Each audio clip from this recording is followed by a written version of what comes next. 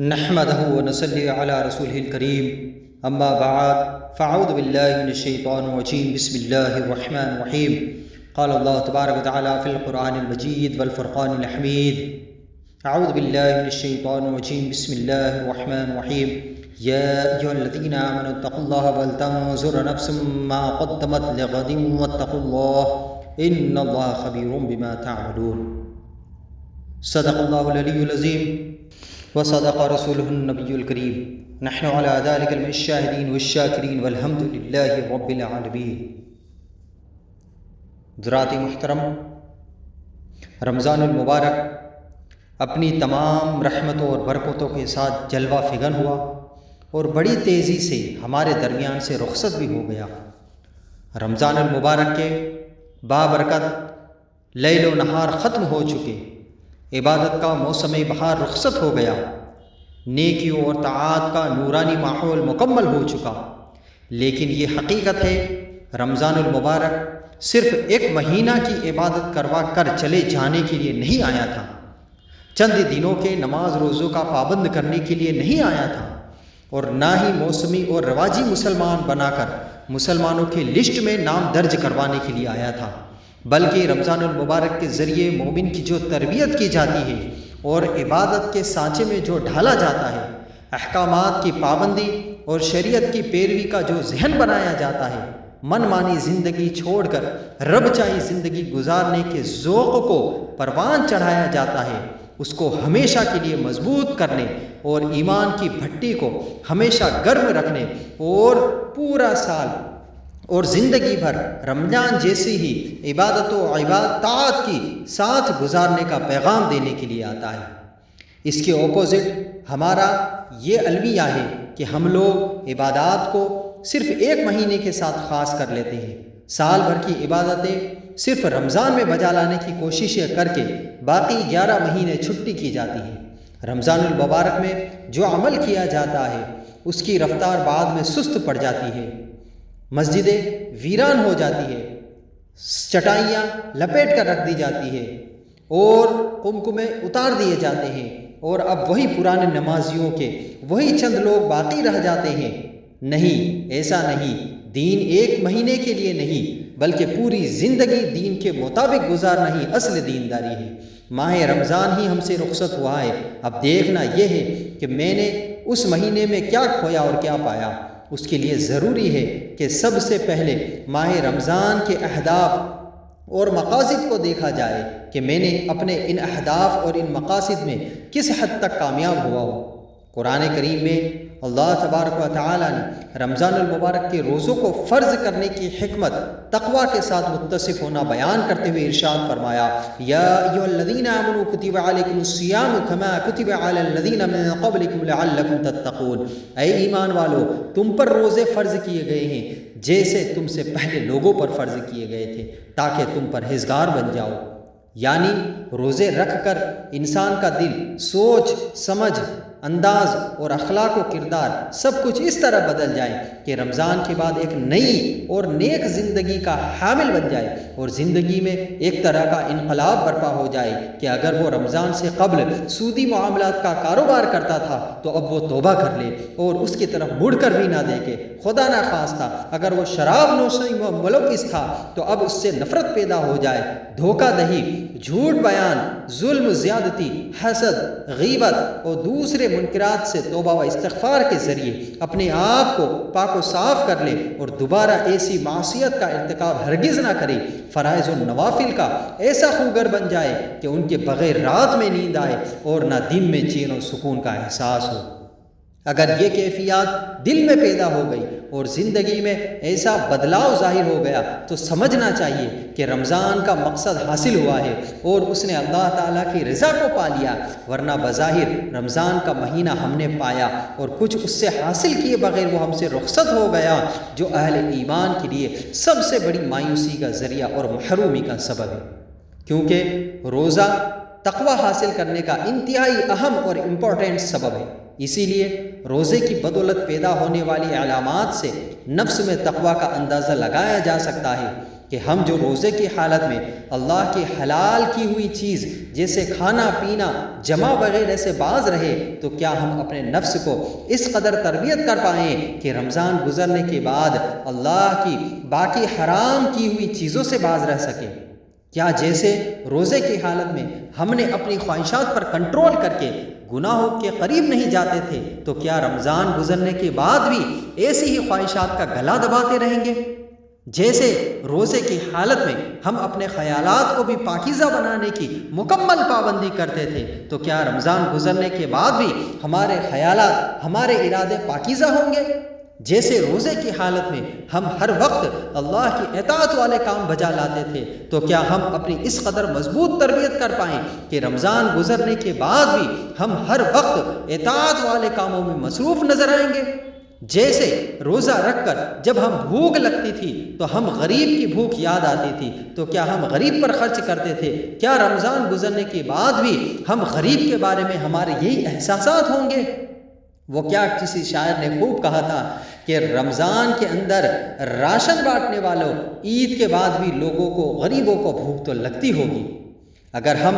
واقعی اپنی ایسی تربیت کرنے میں کامیاب ہو چکے ہیں تو ٹھیک، ورنہ آقا کریم صلی اللہ علیہ وسلم کا یہ فرمان مبارک یاد رکھے کہ رب صائم لیس لہ من صیامہ الا الجوع ورب قائم لیس لہ من قیام الا السحر۔ کتنے ہی روزے دار ایسے ہیں جنہوں نے روزے سے صرف بھوک ہی حاصل ہوتی ہے، اور کتنے ہی قیام کرنے والے ایسے بھی ہیں کہ جنہیں قیام سے صرف شب بیداری ہی ملتی ہے۔ کہتے ہیں کہ جس چیز کے لیے جان و مال اور وقت لگتا ہے اس کی اہمیت اور محبت دل میں پیدا ہوتی ہے۔ مسلسل لگاتار پورا ماہ جن مشقت و تکلیفوں سے مسلمان گزرتا ہے، اس کی اللہ کی ذات سے محبت اور تعلق کو بہت زیادہ قوی تر کر دیتی ہے، طاقتور کر دیتی ہے۔ اللہ کی رضا کے لیے بھوک برداشت کرنا، پیاس سہنا، بے آرام ہونا، سونے جاگنے میں اوقات کی بے ترتیبی اور روزمرہ کے گھر بار کے دھندوں کے ساتھ لمبی لمبی رکعتیں پڑھنا، اور کئی مرتبہ یہ سب کچھ کرنے میں اپنے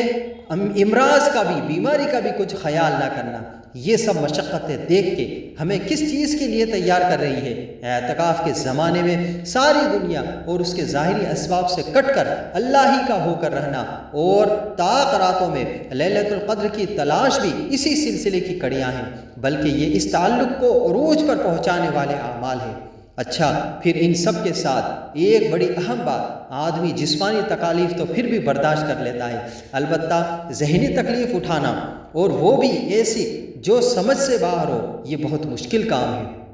اور جب ایسی تکلیف بلا سوچے سمجھے کسی کی محبت میں اٹھائی جائے تو پھر وہ محبت انتہائی اعلیٰ درجے پر پہنچ جاتی ہے۔ ذرا غور کیجئے کہ ایک عجیب سے وقت پر اٹھنا بیٹھنا، اور اس وقت میں نہ چاہتے ہوئے بھی کچھ کھانا، پھر سارا دن اپنے حلال رزق اور حلال بیوی سے دور رہنا، اور پھر سارے دن کے بعد عین آرام کے وقت ٹوٹے ہوئے جسم کو لے کر ایک لمبی نماز کے لیے کھڑے ہو جانا، کیا یہ سب باتیں سمجھ میں آنے والی ہے؟ نہیں۔ تو کیا ایسا نہیں ہے کہ اس ماہ مقدس میں انسان کی عقل و سمجھ کو اللہ تعالیٰ کی منشا کے تابع کر لیا ہے، اور ایک گوشت پوست کے کمزور خاکی جسم کو حیرت انگیز توانائی عطا کر کے اس رحیم و کریم دوست کی دوستی پر سب کچھ قربان کرنے کے لیے تیار کر دیا گیا۔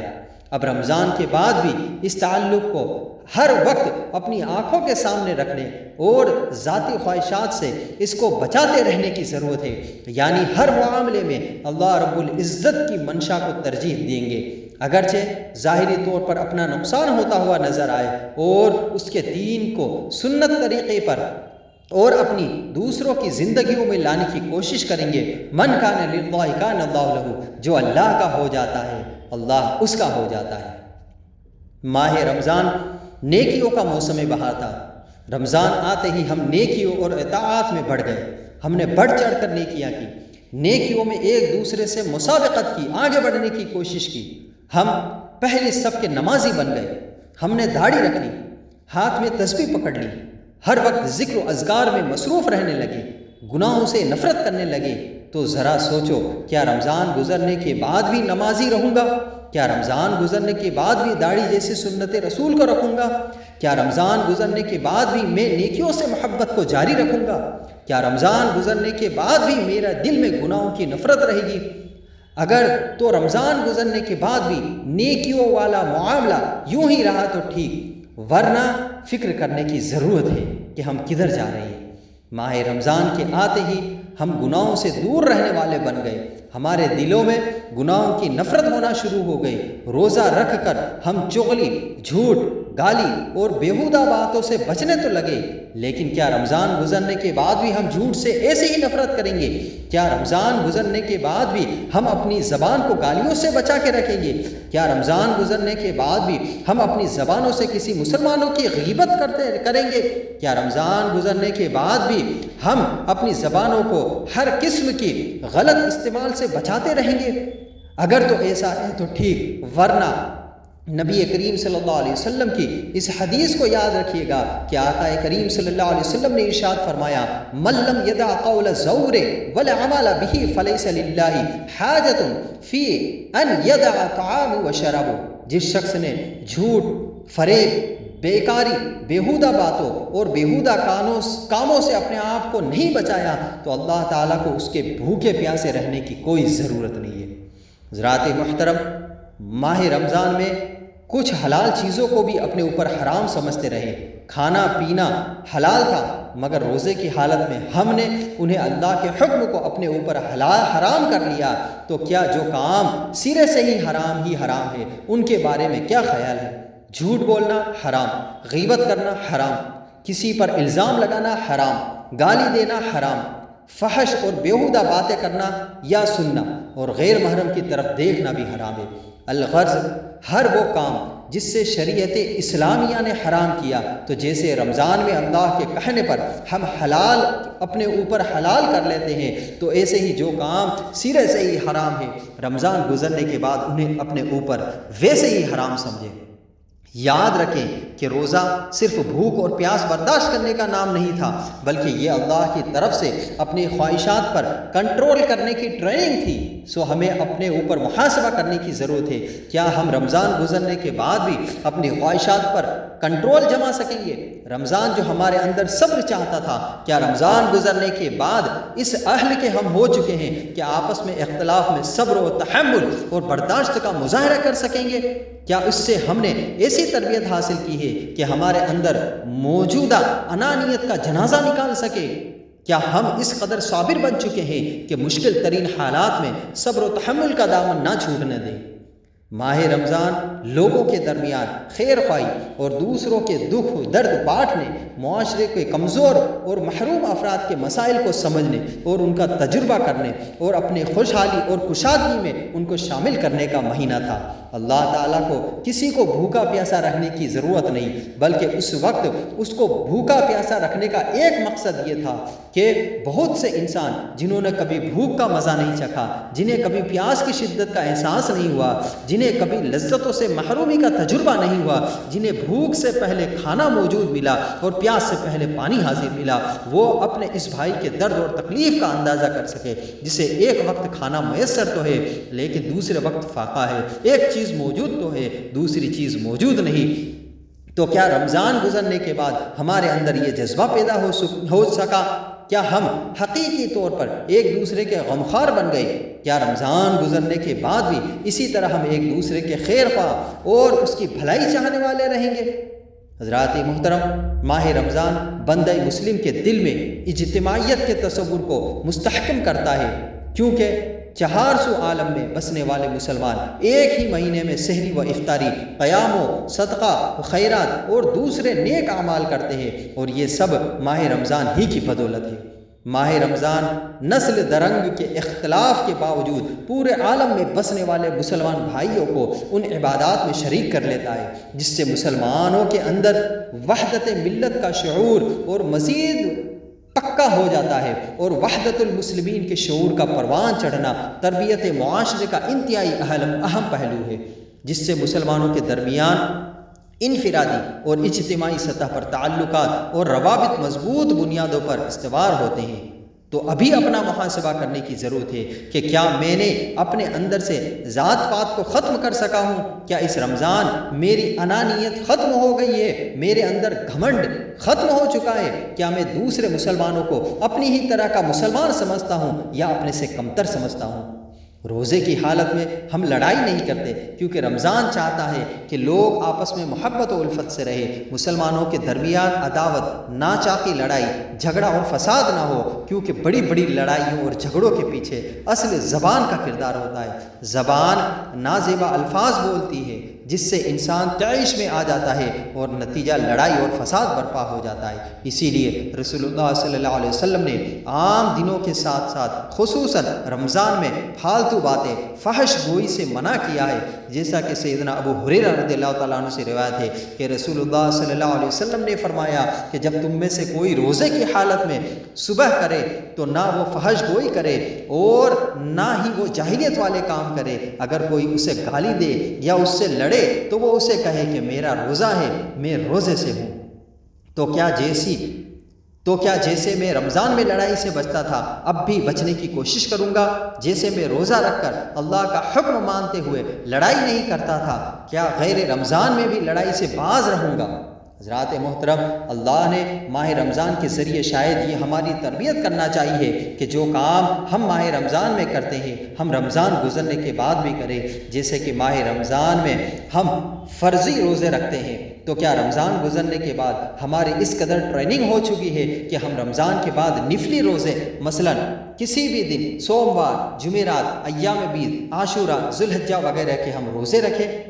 کیا ماہ رمضان کی راتوں کے قیام سے ہمیں عام دنوں میں نماز تہجد پڑھنے کی ٹریننگ حاصل ہوئی؟ کیا ہمارے اندر ماہ رمضان میں کیے گئے صدقہ و خیرات سے عام دنوں میں بھی صدقہ و خیرات کرنے کی عادت پیدا ہو سکی؟ جیسے ہم رمضان میں کثرت سے تلاوت قرآن کا اہتمام کرتے تھے، کیا ہم نے اس قدر ٹریننگ کر لی ہے کہ رمضان گزرنے کے بعد بھی ہم تلاوت کی یہی عادت رہے گی؟ حضرات محترم، ماہ رمضان کی آمد کا ایک مقصد کامل بخشش کا حصول تھا، جیسا کہ نبی صلی اللہ علیہ وسلم نے ارشاد فرمایا ہے کہ بدبخت ہے وہ انسان جس نے رمضان پایا اور یہ مہینہ اس سے نکل گیا اور وہ اس میں اعمال کر کے اپنی بخشش نہ کروا سکا۔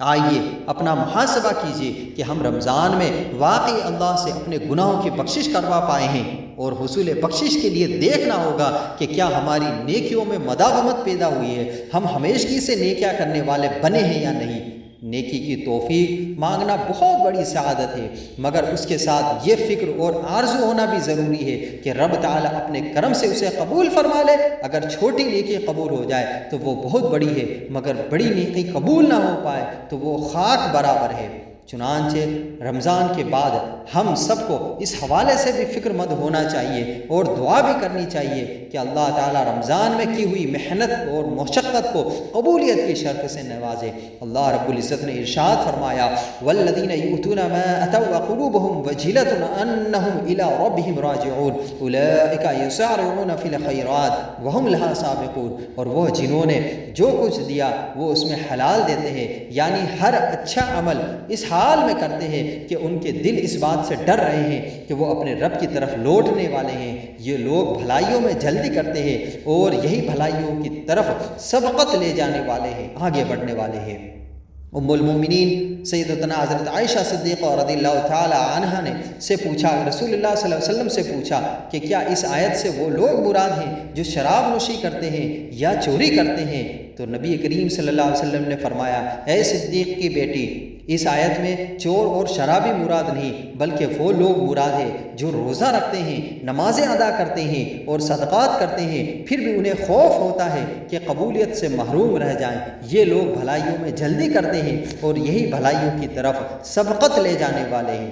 کسی شخص کا کوئی عمل قبول ہوا یا نہیں، اس کی حقیقت تو اللہ ہی جانتا ہے۔ البتہ علماء کرام نے قرآن و سنت کی روشنی میں کچھ نشانیاں ذکر کی ہے جن سے قبولیت کی امید کی جا سکتی ہے، جیسے استقامت کی توفیق۔ نیک عمل قبول ہونے کی ایک نشانی یہ بھی ہے کہ اللہ تعالیٰ آئندہ بھی وہ عمل جاری رکھنے کی توفیق عطا فرمایا ہے۔ فرماتا ہے۔ لہٰذا اگر دیکھنا ہو کہ کسی کی رمضان المبارک کی عبادت قبول ہوئی یا نہیں تو اس کے رمضان کے بعد والے اعمال دیکھو۔ اگر رمضان کے بعد بھی نیک اعمال پر اس کی استقامت اس طرح باقی رہی جیسے ماہ رمضان میں تھی تو سمجھ لو کہ اللہ تعالیٰ نے اس کے رمضان کی